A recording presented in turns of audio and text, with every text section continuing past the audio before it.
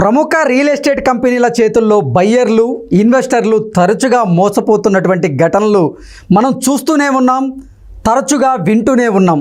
ఈ నేపథ్యంలో అసలు రియల్ ఎస్టేట్ కంపెనీల వద్ద నుంచి ఇటు బయ్యర్లు అటు ఇన్వెస్టర్లు మోసపోవడానికి గల కారణాలేంటి, మోసపోకుండా ఉండాలంటే వారు ఎటువంటి జాగ్రత్తలు తీసుకోవాల్సిన అవసరం ఉంది అనే దాని మీద మనం ఈరోజు విశ్లేషణ చేసుకునేటువంటి ప్రయత్నం చేద్దాం. ప్రస్తుతం మనతో పాటు ఉన్నారు రియల్ ఎస్టేట్ రంగంలో 35 సంవత్సరాలకు పైగా సుదీర్ఘమైనటువంటి అనుభవం ఉండి ఎన్నో అవార్డులను గెలుచుకున్నటువంటి ప్రముఖ real estate expert Nandi Rameshwar Rao గారు మనతో ఉన్నారు. సార్తో మాట్లాడదాం. సార్ నమస్తే అండి. నమస్తే అండి. ఎలా ఉన్నారు sir? Top of the world. Rameshwar Rao గారు, కొన్ని రియల్ ఎస్టేట్ కంపెనీలు తరచుగా బయ్యర్లను అలాగే ఇన్వెస్టర్లను మోసం చేస్తూ వస్తూ ఉన్నాయి. ఈ రియల్ ఎస్టేట్ కంపెనీలను నమ్మి కొంతమంది బయ్యర్లు అలాగే ఇన్వెస్టర్లు కూడా ఇన్వెస్ట్ చేసి లాస్ అవుతూ ఉన్నారు. మనం తరచుగా వింటూనే ఉన్నాం, చూస్తూనే ఉన్నాం. కొన్ని కంపెనీల పేర్లు చెప్పాలని ఉంది కానీ మళ్ళీ చెప్పకుండా ఉంటే బెటరు, అందరికీ తెలిసిందే కాబట్టి. అసలు ఏంటి ఇన్వెస్టర్లు బయ్యర్లు ఈ రియల్ ఎస్టేట్ కంపెనీలతో మోసపోవడానికి గల కారణాలు ఏంటి? అసలు మోసపోకుండా ఉండాలి అంటే వారు ఎటువంటి జాగ్రత్తలు తీసుకుంటే మంచిది అంటే ఏం చెప్తారు? ఇవన్నీ డబ్బులు తీసుకొని చెప్పే క్వశ్చన్. ఓకే, ప్రేక్షకుల కోసం చెప్దాం. Sure sir. ఇప్పుడు నేను జనరల్గా ఏదైనా డిస్కషన్కి వెళ్ళేది ఒక సామెత లేదా ఒక ప్రాబో కొటేషన్ చెప్తాను. రియల్ ఎస్టేట్ ఏజెంట్స్కి మేము తరచుగా రియల్టర్ ఆక్షన్లో ట్రైనింగ్ ఇచ్చే కొన్ని వేల మందిని ప్రొడ్యూస్ చేస్తున్నాం. అవును. అట్లా కొన్ని వేల ట్రాన్సాక్షన్ చేసాం.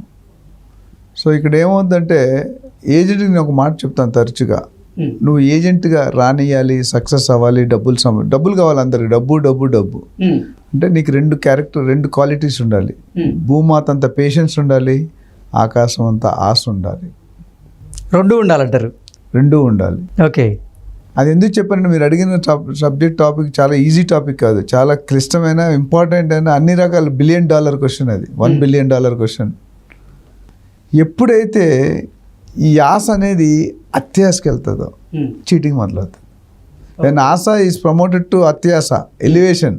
ఇప్పుడు నువ్వు యాంకర్గా ఉన్నావు, రేపు ప్రోగ్రామ్ ఇంకేదో అవుతావు. ఆ పెరిగినప్పుడు ఆ పొజిషన్కి జస్టిఫై చేయాలి. ఎగ్జాక్ట్లీ.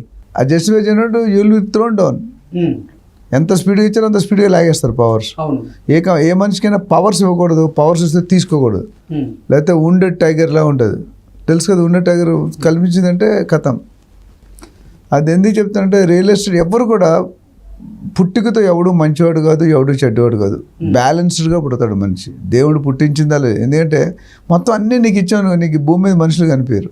అంటే నీకైనా ఎవరికైనా జనరల్ పర్సన్కి అనుకుంటారు. రియాల్టర్ అంటే ఏజెంట్ అవ్వచ్చు, బిల్డర్ అవ్వచ్చు, డెవలపర్ అవ్వచ్చు, లేదా కన్సల్టెంట్. రియాల్టర్ పని అంటే అన్నీ ఉట్టు ప్లాట్లు అమ్మేవాడే రియాల్టర్ కాదు. Builder is also called a realtor. So డబ్బు సంపాదించాలని ఆశతో వస్తారు. మొదట అంటే పతివిరోధులకు కరెక్ట్గానే ఆలోచిస్తారు. 10 కోట్లు పట్టుకొని దిగుతాం, 10 కోట్లు పెట్టి దిగి బిజినెస్ చేద్దాం. వీడిని ఎవడో మోసం చేస్తాడు, ఆ లాస్ కవర్ చేయడం ఈయన చీటింగ్ ఆడతాడు, ఆయన లాస్ చేసినట్టు. అంటే ఒక చైన్ సర్కిల్. ఎలాగ ఫర్ ఎగ్జాంపుల్ ఒక ల్యాండ్ తొందరపడి ప్రీ లాంచ్లో అమ్ముతాడు మామూలు. ఎగ్జాక్ట్లీ, నేను అదే ప్రశ్న అడుగుదాం అనుకుంటున్నా. ఈ ప్రీ లాంచ్ పేరుతో ఈ మధ్యకాలంలో రియల్ ఎస్టేట్ కంపెనీలు కొన్ని ఆఫర్లు తీసుకొచ్చినట్లుగా కస్టమర్లను అట్రాక్ట్ చేసేదాకా అంటే చేయాలనే ఉద్దేశంతో ప్రీ లాంచ్ని ప్లాన్ చేస్తూ ఉన్నారు. ఈ ప్రీ లాంచ్ పేరుతో ఎంతోమంది ఇప్పుడు ఎవరైతే ప్లాట్ కొనాలని ఆశపడుతూ ఉంటారో రూపాయి కూడబెట్టుకొని ఈ ప్లాట్ కొనాలని వీళ్ళేదో ఆఫర్ ఇచ్చేసరికి ఆ ఆఫర్ని చూసి మోసపోయి వీళ్ళు తీసుకెళ్ళే అమౌంట్ వాళ్ళకి కట్టేయడం, వాళ్ళ తర్వాత చేతులు ఎత్తేయడం. ఏంటి సార్ అసలు ఈ ప్రీ లాంచ్ పేరుతో కొన్ని వేల కోట్ల రూపాయలు దండుకుంటున్నట్టున్నారు రియల్ ఎస్టేట్ కంపెనీస్? చిరంజీవి గారి సినిమాలో క్షమించు అనే పదాన్ని నా డిక్షనరీలో అర్థం లేదు అన్నట్టు, ఏదో సినిమా పేరు గుర్తురాలి. అట్లా రియల్ ఎస్టేట్లో చీటింగ్ అనేది జనరల్గా చేస్తారు. కానీ అవకాశం ఇస్తేనే చేస్తారుగా. నేను చీట్ చేసేవాళ్ళు తప్పు కాదు, చీట్ అవ్వబడుతున్న వాళ్ళు తప్పు. నువ్వు చీట్ చేయాలనుకుంటే నేను అవకాశం ఇస్తే కదా నన్ను చీట్ చేయగలవు, నువ్వు లేకపోతే చీట్ చేయలేరుగా మీరు. ఇందాక మీరు ఒక మాట అన్నారు, ఆశ అని. ఆ ఆశనే వాళ్ళు క్యాష్ చేసుకుంటున్నారు. అదే నేను I will complete that sentence. ఇప్పుడు రోడ్డు మీద వెళ్తుంటే పెద్ద పెద్ద హోర్డింగ్స్ కనిపిస్తాయి, బట్టల షాపులు, వేరే 50% డిస్కౌంట్ అని ఉంటుంది. చూసారా మీరు? అవును, చూసారా? క్లియర్గా చూసారా లేదా? అప్ టు 50% డిస్కౌంట్ అని ఉంటుంది కొన్ని. అనేది కనిపించదండి, మీరు మనం వెళ్ళే స్పీడ్కి అప్ టు అనేది కనిపించదు. అప్ టు అనేది చిన్న లెటర్స్ వస్తాడు, అవును. పెద్ద లెటర్స్ 50%, 60%, 70% డిస్కౌంట్ అనేది హైలైట్ చేస్తారు. అప్ టు అనేది చిన్నగా పెట్టి ఇది చేస్తారు. చూడరు, 99% చూడరు. మార్కెటింగ్ స్ట్రాటజీ అది. సో అక్కడికి వెళ్ళినప్పుడు పాపము మీ వైఫ్కి బర్త్డేనో మ్యారేజ్నో మీరు అరే 50% డిస్కౌంట్ ఇస్తున్నట్టు తీసుకెళ్ళి చీర కొనిద్దామని పిలుస్తారు ప్రేమగా. మీరు తీసుకెళ్తారు, బాబు 50% డిస్కౌంట్లు చీరలు చూపి అంటాం. 10% అడగమను, ఎందుకంటే మనం 50% చూసి వెళ్ళాం. ఆడు ₹1,00,000 చీర పెడతాడు. ₹1,00,000 డిస్కౌంట్ ఇస్తే 50,000. మన సొసైటీలో సౌత్ ఇండియాలో ఆంధ్ర తెలంగాణలో 50,000 చీరలు కొనిచ్చే భర్తలు ఎంతమంది ఉన్నారు అనేది నీకు ఆన్సర్ ఉంది. మన వల్ల కాదు అది. అవును. ఏదో మ్యారేజ్ అంటే పెళ్ళికైతే ఏమో తప్ప జనరల్గా మనం 50,000 కాదు కదా 30,000 చీర కూడా కొనియం. అఫోర్డబిలిటీ కొనివ్వాలన్నా we are not Ambani or Adani, we are normal people. So అక్కడ నీ పరిస్థితి ఏంటి? ఒకవేళ నువ్వు నీ బడ్జెట్ అయితే లేదు, నువ్వు ఏదో 5,000 10,000 అని ప్రిపేర్ అవుతావు. మామూలు అయితే 2-3 కొంటావు, మా బర్త్డే కూడా 5,000 10,000 50% డిస్కౌంట్ 5,000 అనుకుని వెళ్ళావు బడ్జెట్. అక్కడ వెళ్ళాక బాబు మరి 5% 10% చేయమన్నాయంటే ఆడు డిఫరెంట్గా చూపిస్తాడు, అది మనకు కొనలేము, నచ్చం మనకు ఆ చీరలు. ఏదైనా తక్కువనే ఓల్డ్ స్టాక్ లేకపోతే ఓల్డ్ డిజైన్ ఏదో ఉంటుంది. నేను ఎప్పుడో 20 years బ్యాక్ ఒక షాప్ పేరు చెప్పని వెళ్తే మా వైఫ్కి చీరలు చూపిస్తున్నాడు. ఇది శ్రీదేవి కట్టుకుంది, ఇది జయప్రద కట్టుకుంది, ఇది జయసుధ కట్టుకుంది అంటే నేను దాంట్లో వాడేసిన చీరలు ఉంటాయా వేరే చీరలు ఉండవా అని అడిగా. జస్ట్ అంటే మార్కెటింగ్ స్ట్రాటజీ, శ్రీదేవి పేరు చెప్పి బట్టలు అమ్ముతారు.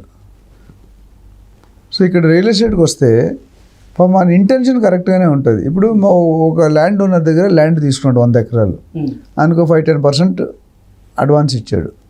ప్రీ లాంచ్ అంటే పెట్టింది పేరు మోసం. ఎందుకంటే ప్రీ లాంచ్ అంటే నా దగ్గర డబ్బులు లేవు, పబ్లిక్ డబ్బులు తీసుకొని పని చేయాలని నేను అనుకుంటున్నాను. అప్పుడు కూడా ఇంటెన్షన్ కరెక్టే, నా దగ్గర 10% ఉంది, ఓనర్కి 10% అడ్వాన్స్ ఇచ్చి డాక్యుమెంట్ తీసుకొని నా పేరుని జీపీఏ తీసేసుకుంటాం, జనరల్ పవర్ ఆఫ్ అటర్నీ అనేది ఒకటి రాసుకుంటాం. రాసుకొని స్టార్ట్ చేస్తాం. ప్రీ లాంచ్ అంటే ఏంటంటే ఏ పర్మిషన్లు ఉండవు, ఓన్లీ ల్యాండ్ కూడా 100% నేను పేరుని ట్రాన్స్ఫర్ కాదు, తర్వాత ట్రాన్స్ఫర్ అవ్వచ్చు అవ్వకపోవచ్చు. నెంబర్ 1. నెంబర్ 2 అనేది ఇది చేసుకున్న తర్వాత లీగల్ వెరిఫికేషన్కి వెళ్తారు. రేరా అనేది డిటీసీపీ కానీ హెచ్ఎండి ఎప్పుడు ఇస్తారంటే లీగల్గా ఉంటేనే ఇస్తారు. సో లీగల్ వెరిఫికేషన్ పెడతారు. ఈ లేఅవుట్ ఏం చేస్తే పెద్ద లేఅవుట్ వేస్తాడు, ఒక 500 ప్లాట్లు లేఅవుట్ చేసి ఇక్కడ పార్క్ ఇస్తా, అక్కడ స్విమ్మింగ్ పూల్ ఇస్తా, ఇక్కడ క్లబ్ హౌస్ ఇస్తా, అక్కడ జాగింగ్ ట్రాక్ ఇస్తే, అక్కడ చిల్డ్రన్ పార్క్ ఏవో ఇచ్చేస్తారు. అమ్మడం మొదలు పెడతారు. అమ్మడం మొదలుపెట్టిన ఏంటంటే జనాలు అక్కడ ప్రీ లాంచ్ ఇంకొక మంచి బెనిఫిట్ ఇస్తాడు కస్టమర్కి. ఒక 2 సంవత్సరాల ప్రాజెక్ట్ అనుకోండి, ఒక 20 ఎకరాలు 25 ఎకరాల ప్రాజెక్టు 2 సంవత్సరాలు కంప్లీషన్ టైం, అంటే స్టార్టింగ్ నుండి ఎండ్ వరకు. స్టార్టింగ్లో 10,000 పెడతాడు రేటు, 10,000 పెట్టి ఇప్పుడు కొనే వాళ్ళకి అంటే ఈ 10,000 ఎప్పుడంటే ఆ 2 సంవత్సరాలు అయిపోయాడు 10,000, ఇప్పుడు నీకు 6,000కి ఇచ్చేస్తాను అంటాడు. అంటే ఎంత డిస్కౌంట్? 40% డిస్కౌంట్. మీరు హ్యాపీ. కానీ ఈ 60% నువ్వు పట్టించుకోవట్లే.